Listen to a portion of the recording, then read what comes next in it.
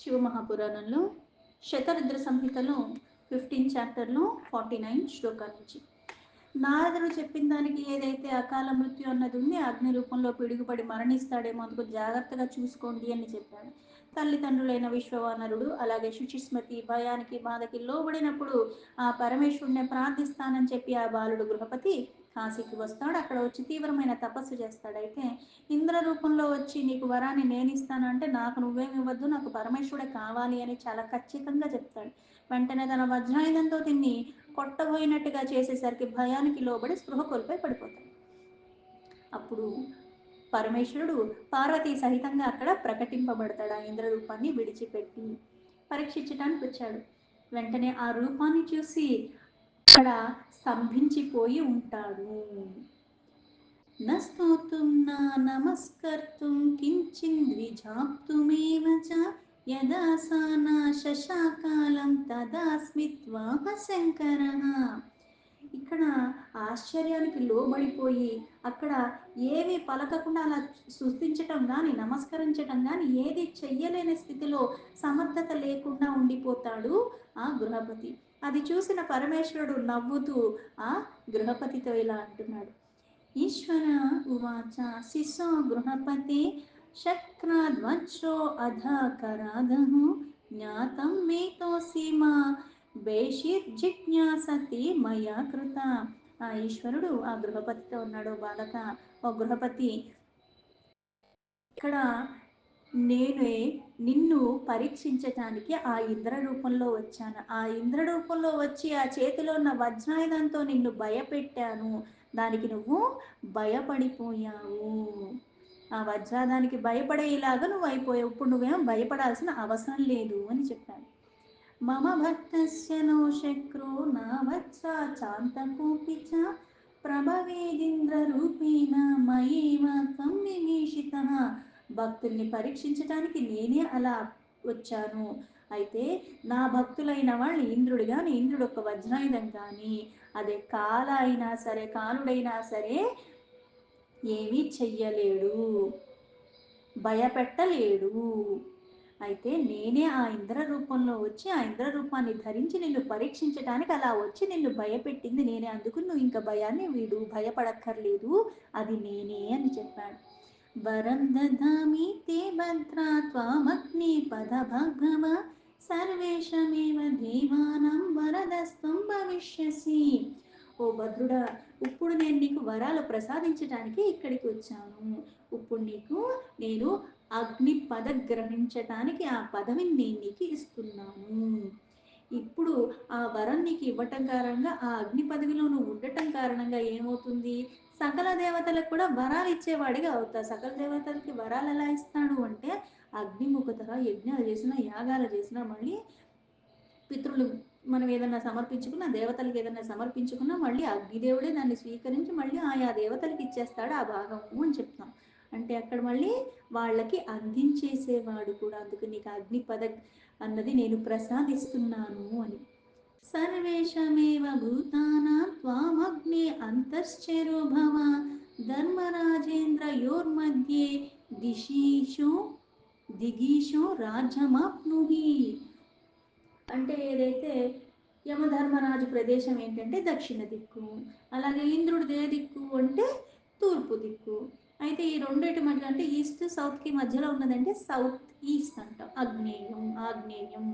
అందుకే ఇక్కడ నువ్వు సకల ప్రాణులొక్క ఆ శరీరంలో కూడా జఠరాగ్ని రూపంలో ఉంటావు. అలాగే ఇక్కడ దక్షిణ దిశకి అలాగే ఈ తూర్పుకి మధ్యలో ఆగ్నేయ దిశగా కూడా నీకు రాజ్యాన్ని, నేను ఆ దిశకి రాజ్యాధిపతిగా కూడా నేను నీకు చేస్తున్నా. అంటే అగ్ని రూపంలో ఉండి దేవతలకి వరాలు ఇచ్చేలాగా అగ్ని పదవిని ఇస్తున్నాను. మళ్ళీ శరీరాల్లో జఠరాగ్ని రూపంలో కూడా ఉండేది నువ్వే. అలాగే ఈ దిశ ఆ దిక్కులో కూడా ఆ దిశకి రాజ్యాధిపతిగా నేను నిన్ను చేస్తున్నాను అని. త్వయేదం స్థాపితం లింగం తవ నామ్న భవిష్యతి అగ్నీశ్వర ఇతి ఖ్యాతం సర్వతేజో విబృహణం. దీని ద్వారా ఇప్పటి నుంచి ఆ స్థితిలో ఉన్నది నువ్వు. పైగా నువ్వు ఏ నామతో ప్రసిద్ధి చెందుతావు? పైగా ఇప్పుడు అగ్ని రూపంలోనే నువ్వు ప్రసిద్ధి చెందుతావు. పైగా ఇక్కడ ఏదైతే లింగాన్ని నువ్వు స్థాపించావో ఈ లింగం కూడా అగ్నీశ్వరుడు లింగంగానే ఆ పేరుతోనే ఇక్కడ ప్రసిద్ధి చెందుతుంది. నువ్వు సకల తేజాలని వృద్ధి పొందేవాడుగానే నువ్వు అవుతావు. తేజోమయ స్థితి విశిష్ట రూపంగా ఉంటావు. అగ్నీశ్వరస్య భక్తానాం నా భయం విదుదగ్నిభిః అగ్నిమానంద భయం నేవ నకాల మరణం క్వచిత్. ఈ అగ్నీశ్వర లింగాన్ని భక్తితో ఎవరైతే విధి విధానంగా పూజించుకుంటున్నారో వాళ్ళు అగ్నికి భయపడాల్సిన పని లేదు. అక్కడ వాళ్ళకి అకాల మరణాలు కూడా ఎప్పుడు అవ్వవు. అంటే పూజించుకోవటం ద్వారా ఈ అగ్నిమయంగా ఎప్పుడైతే చేస్తున్నావో దాని కారణంగా ఏమవుతుందంటే మరణం లేదని చెప్పలేదు, అకాల మరణం. అంటే మనకున్న ఆయువు కన్నా ముందే ఏదన్నా విధివత్ ఏదన్నా జరిగినా సరే మరణం ఉంటుంది, కానీ అలా జరగదు. అందుకే అకాల మరణాలు అవ్వవు అన్నాడు. అగ్నీశ్వరం సంవ్య అర్చ్య కాశ్యాం సర్వ సమృద్ధిదం అన్యత్రాపి మృతో దేవాగ్నిలోకే మహీయతే. సంపూర్ణమైన సమృద్ధిగా ఇవ్వగలిగే ఈ అగ్నీశ్వర లింగం కాశీలో ఎవరైతే పూజించుకుంటున్నారో, దైవయోగం అంటే మరణం మనకి ఎప్పుడన్నా రావచ్చు, కానీ కాశీకి వెళ్ళి ఒక్కసారి ఆ అగ్నీశ్వర లింగాన్ని భక్తిపూర్వకంగా ఎవరైతే పూజించుకుంటున్నారో ఈ దైవయోగం కొద్దీ ఎప్పుడైతే మనకు మృత్యు వస్తుందో మనం ఎక్కడ మరణించినా సరే, మరణం అన్నది మనకి ఎక్కడ లభించినా సరే వాళ్ళు చేరుకునేది అగ్నిలోకానికి, వాళ్ళకి అగ్నిలోక గతి అన్నది ప్రాప్తిస్తుంది అని. నందీశ్వర ఉవాచ ఇత్యుక్త్వాన్ నీయ తద్బంధున్ పిత్రోశ్చ పరిపశ్యతోః దిక్పతిత్వే అభిషించాగ్నిం తత్ర లింగే శివో విశత్. అయితే ఎప్పుడైతే నందీశ్వరుడు మళ్ళీ ఇలా చెప్తున్నాడు, ఈ ప్రకారంగా చెప్పిన పరమేశ్వరుడు గృహపతికి ఆ తల్లిదండ్రుల యొక్క సమక్షంలోనే బంధువులందరినీ పిలిపించి వాళ్ళందరూ చూస్తుండగానే అగ్ని దిక్పాలకుడ పదవిని అలాగే ఈ వరాలన్నీ కూడా ఇచ్చి అభిషిక్తుడిని అన్ని స్వయంగా పరమేశ్వరుడే చేసి మళ్ళీ ఆ లింగంలో ప్రవేశించిపోయాడు ఆ పరమేశ్వరుడు.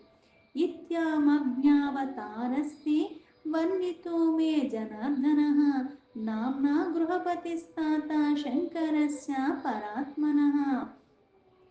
ఈ ప్రకారంగా స్వయంగా తానే లింగంలో అలా వెళ్ళిపోయిన ఆ పరమాత్మ, ఆ పరమేశ్వరుడే ఈ గృహపతి నామంలో కూడా అగ్ని రూపంలో ఉన్నది తానే.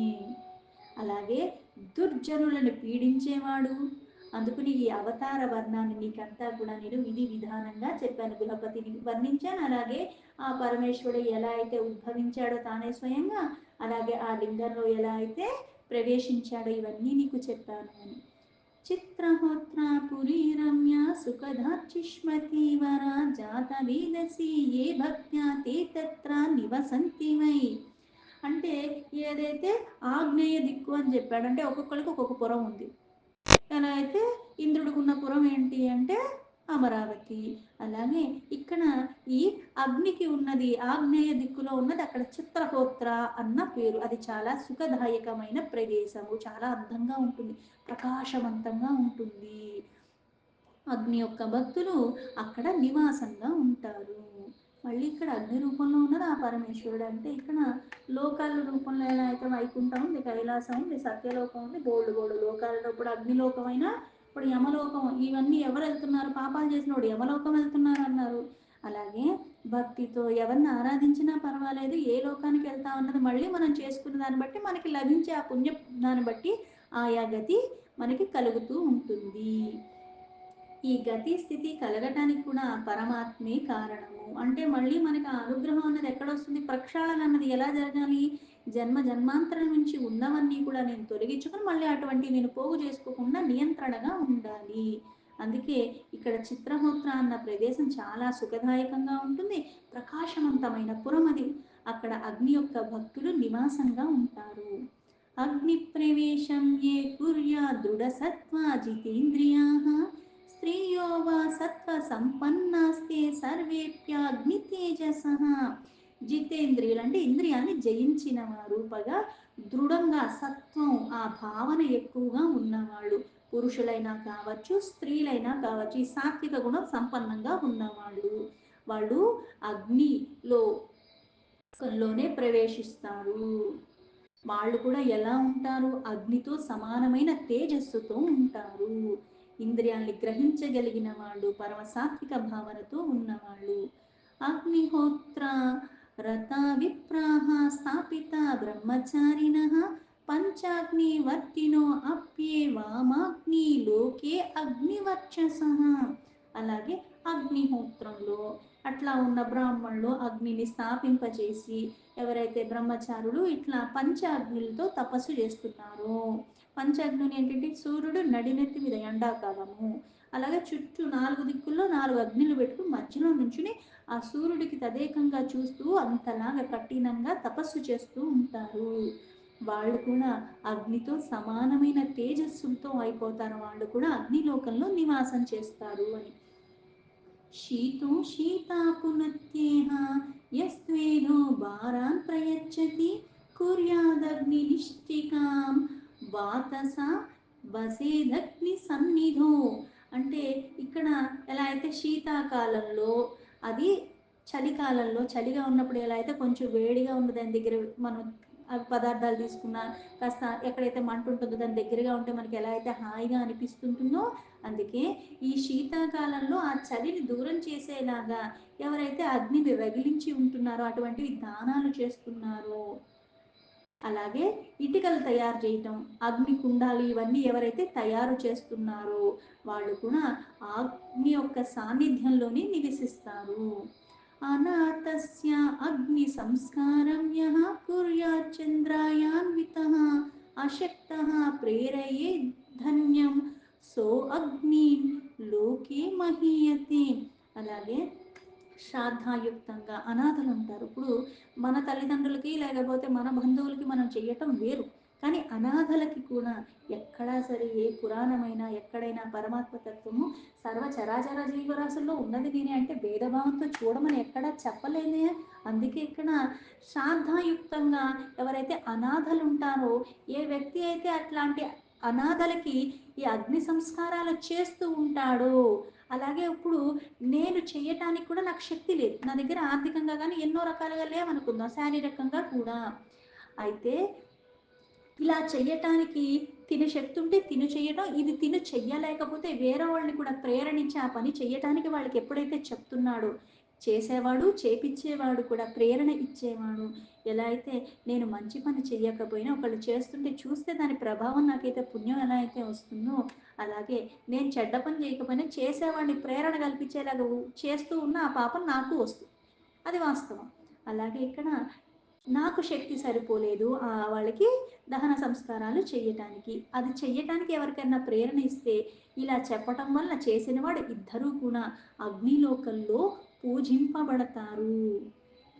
అగ్నిరేకో ద్విజాతీనాం నిశ్రేయస్సకరః పరః గురుర్దేవో వ్రతం తీర్థం సర్వమగ్నిర్వినిశ్చితం.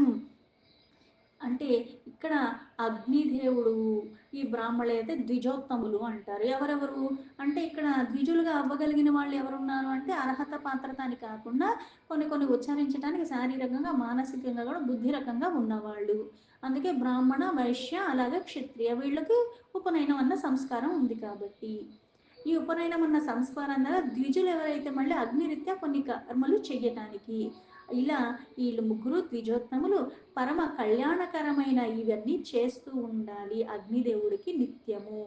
అగ్నిని గురువుగా భావించి దేవత వ్రత తీర్థ ఏది చేసినా సరే నిశ్చింతగా, అంటే చేసే క్రతువు ఏదైనప్పటికీ కూడా ప్రత్యక్ష రూపంలో ఉన్న సూర్యుని ఎలా అయితే పరమాత్మ స్వరూపంగా భావించి ఆరాధిస్తున్నావో, ఈ అగ్ని రూపంలో కూడా ఉన్నది పరమాత్మే, దైవము. అందుకే ఓ వ్రతం చేసిన ఒక తీర్థమైన సమస్తము కూడా ఆ పరమాత్మే అన్న భావనతో పరమ కళ్యాణదాయకము, భస్మరాశిలాగా ఉన్నవన్నీ కూడా తొలగించేస్తూ ఉంటుంది, ఈ పాపాల రాశిని తొలగిస్తుంది. అందుకే నిశ్చయంగా ఏకమాత్రుడైన ఆ పరమాత్మే ఈ స్వరూపము అన్న భావన. అపావానాని సర్వాణి వాగ్వి సంసర్గతః క్షణాత్ పావనాని భవంత్యేవ తస్మాద్యః పావకః స్మృతః. అగ్ని, ఈ అగ్ని అన్నది ఎలా అయితే ఎంత అపవిత్రమైన వస్తువునైనా సరే అగ్ని యొక్క సంపర్కం కలగగానే ఏం చేస్తుంది, అది క్షణమాత్రల్లోనే దాన్ని పరమ పవిత్రంగా చేసేస్తుంది. అందుకే అగ్నిని పావకుడు పావనం చేస్తాడు అంటారు. అంతరాత్మ అయం సాక్షాత్ నిశ్చయో ఆశుషుక్షణి మాంసగ్రాసాన్ పంచే కృషో స్త్రీనాంనో మాంసపేషికాం. ఇక్కడ అందుకే మనలో అక్కడ పరమాత్మ అన్న జ్ఞానం అన్నది ఎక్కడ అంతరంగికంగా వెలిగినప్పుడు ఏమవుతుంది, అజ్ఞానం అన్నది భస్మరాశి అయిపోతుంది, విచక్షణ అన్నది వస్తుంది. ఆ విచక్షణ వచ్చిన కారణంగా ధర్మ అధర్మ వ్యక్త అవ్యక్త అన్నిటిలో ఉన్నది అంతా నాకు స్పష్టంగా అర్థమవుతుంది. అందుకే ఏ అగ్ని అయితే సకల ప్రాణుల్లో సాక్షాత్ అంతరాత్మగా ఉన్నాడో ఆ పరమాత్మే నిశ్చయంగా అన్నీ ఇవ్వగలిగిన వాడు, అన్నీ తొలగించగలిగిన వాడు. అందుకే ఆ శంభుడే ఈ తేజోమయ రూపంలో అన్నీ కూడా దహించవేస్తున్నాడు. ఈ అగ్ని రూపంలో ఉన్నది ఆ పరమాత్మే. ఆ పరమాత్మయే ఇలా అంటే ఎలా అయితే ఒకటి చేసేటప్పుడు అగ్ని అన్నది ఎంత తీవ్రంగా ఉంది అంటే ఏదైనా లోపలికి వెళ్ళినప్పుడు అదంతా కూడా ఏం చేస్తుంది, మొత్తం అరిగిపోయేలాగా చేసేస్తుంది నిశ్చయంగా మొత్తం ఏది లోపలికి వెళ్ళినా. అయితే ఇంత ఇలా తేజోమయంగా ఉన్న అగ్ని అయినప్పుడు కూడా మాంసం కానీ ఏది తిన్నా సరే అది ఎలా అయితే పచనం అయిపోతుంది, అరిగిపోతుంది. కానీ ఇంతలా అయిపోతున్నప్పుడు కూడా స్త్రీమూర్తిలో ఏదైతే మాంసం అన్నది కూడా ఆవిడది కూడా తింటుంది, అది కూడా పచనం అయిపోతుంది. కానీ ఆ గర్భంలో ఉండి అక్కడ ఆ గర్భంలో ఉన్న శిశువుకి కానీ ఆ గర్భస్థులో ఉన్నప్పుడు శిశువు ఉంటాడు, అప్పుడు వాడేం అవ్వట్లేదుగా. అంటే అక్కడ మళ్ళీ ఆ శక్తి రూపంలో వాడిని రక్షించేది కూడా అదే అగ్ని. తేజసి శాంభవి మూర్తి ప్రత్యక్ష దహనాత్మిక కర్త్రి హర్త్రి పాలయిత్రి వినేతాం కిం విలోక్యతే. ఈ అగ్నే సాక్షాత్తు ఆ పరమేశ్వరు తేజోమయమైనది దహనాత్మకమైన మూర్తి రూపము. అందుకే అగ్ని రూపంలో ఉన్నది కూడా ఆ పరమాత్మ. సృష్టి చేసేవాడు తానే, అలాగే పోషణ చేసేవాడు తానే, లయం చేసేవాడు కూడా తానే. సర్వము ఆ పరమాత్మే. ఆ పరమాత్మ లేకుండా అంటే ఏది జరగదు. ఒక వస్తువు గోచరించాలంటే అది తేజస్సు ఉండాలి, లేకపోతే కళ్ళు ఉన్నాయి కానీ నిజంగా ఆ శక్తి నా లోపల లేకపోతే ఆ వస్తువుని నేను చూడగలనా, నా ముందే ఉంటుంది, చూడలేను. ఎలా అయితే అదే వస్తువులు అన్నీ మన చుట్టూ ఉన్నాయి, పగలు ఎంతైతే స్పష్టంగా ఏ లైట్ లేకుండా సూర్యుడు ఉన్న కారణంగా నేను చూడగలను. అదే రాత్రి వెలుగే లేదు, నా పక్కన ఉన్న వస్తువు నాకు తెలుస్తుందా, కనపడదు. అందుకే ఈ అగ్ని కారణంగానే అది అంతా కనిపించేలాగా చేస్తుంది, లేకపోతే అది లేకపోతే ఏది కనిపించదు. చిత్రభానుర్యయం సాక్షాత్ త్రిత్రం త్రిభువనేషితు అందే తమోమయే లోకే వినయనం కహ ప్రకాశన. ఈ అగ్ని ఆ సాక్షాత్తు పరమేశ్వరుడు యొక్క నేత్రాలతో సమానము, అంధకారాన్ని పూర్ణంగా తొలగిచ్చేస్తుంది తమోమయమైన సంసారం అన్న అగ్ని. అందుకే ఆయన లేనిదే ఆ ప్రకాశము జరగదు. ధూప ప్రదీప నైవేద్యాపయోధాది ధృతేశ్చవం ఏతద్భుక్తం నిషేవంతే సర్వే దివి దివోకసః. ధూపదీప నైవేద్యాలు పాలు పెరుగు నెయ్యి ఇలా మిష్టాన్నాది పదార్థాలు అగ్నిలో హవనం చేస్తారు.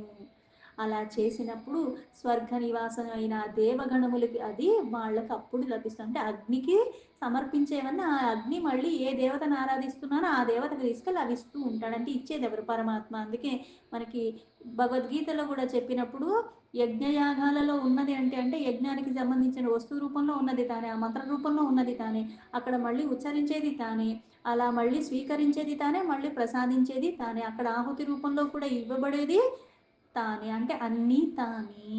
అందుకే ఇక్కడ ధూపదీప నైవేద్యాలన్నీ కూడా ఇవన్నీ ఏవైతే అగ్నికి మనం సమర్పిస్తున్నామో ఆ హవన రూపంలో అవి మళ్ళీ నా దేవతలకి ఇచ్చేది పరమాత్మ. అప్పుడే దేవత గణములు దాన్ని పొందగలుగుతున్నారు అని. దీంతో శివ మహాపురాణంలో శతరుద్ర సంహితలో 15 చాప్టర్ సంపూర్ణం.